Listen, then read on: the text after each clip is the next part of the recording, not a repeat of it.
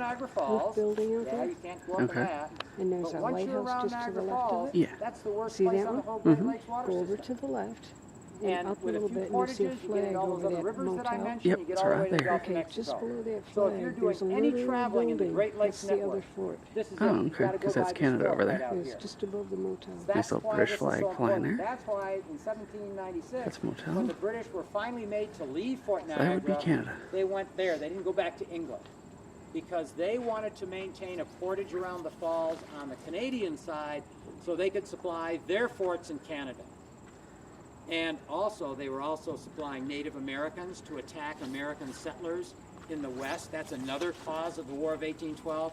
All you ever hear about is the impressment of American sailors onto British ships. There was bad stuff going on out west.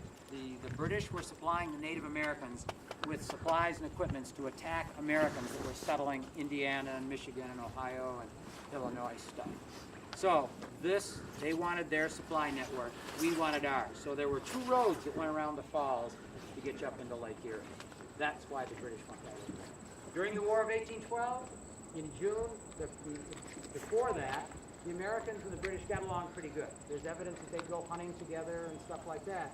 In June, the American soldiers were over there having dinner when word came that we had declared war.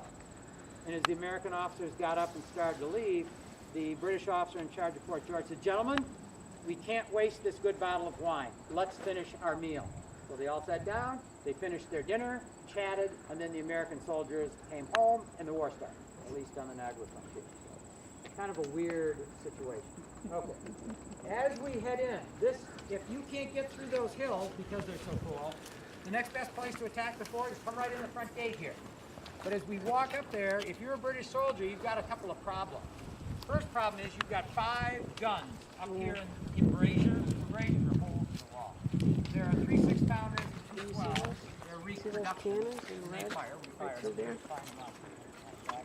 They're going to fire grape shot at us. That's not good.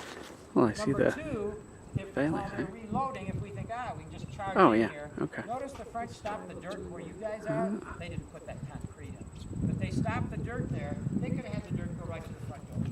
Why did they stop it? Because if the cannons don't get you, we can burn this bridge. Now you've got to go down there, crawl up over that picket, stockade, whatever you want to call it. Meanwhile, while you're doing that, with your 6-pound musket and your 64 pounds of wool and uniform, they're going to be firing at you from over here, or if you decide to do that one, they're going to fire at you. See, there's that crossfire. You just can't win. the bridge. Okay, so, and then there's a drawbridge, of course. So those are different ways that they can stop. Now let's say we got by that stuff. So now we're ready to charge in this gate. Got your muskets all ready, loaded, ready to fire, because the gate's open. All right. Oh, crap. Now what am I going to fire at? More dirt. I've got no clue. There's nobody standing there. Pretty clever. This is a big S. Why is it a big S? So if I do get past all this stuff, all I see here is more dirt and wall. So very neatly designed fort. Everything about this place makes it stay a long time. Now as we walk in, you'll notice the log up there that says Porte de Cinq Nations. That's French for Gate of 5 Nations. What the French did, they named this gate after the Iroquois. You know, I ask my kids, what are the 5 nations? They go, it's Germany and Italy and Spain. No, it's the 5 Iroquois. For you guys that aren't from New York State, New York State had 5 tribes that in the early 1600s said, let's stop fighting each other, and they formed what we call the Iroquois Confederacy. And the 5 tribes starting in Albany, which is at the east end of our state, over near Vermont, were the Mohawks. As you came west, you ran into the Oneida area. As you came further west, about the middle of the state, we have a town called Syracuse now. That's where the Onondagas live. And if you come further west, about just before you get to Rochester, around Rochester, you get the Cayugas. And by the time you get out here to western New York, we call this part of the state the Senecas. So those were the 5 Native Americans.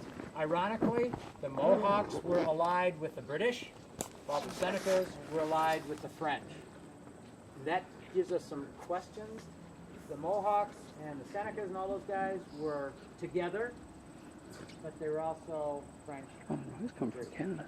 They were playing the French and British against each other. Okay? That was exactly their goal. during the French and Indian War, every time a fort was taken, whether it was a French fort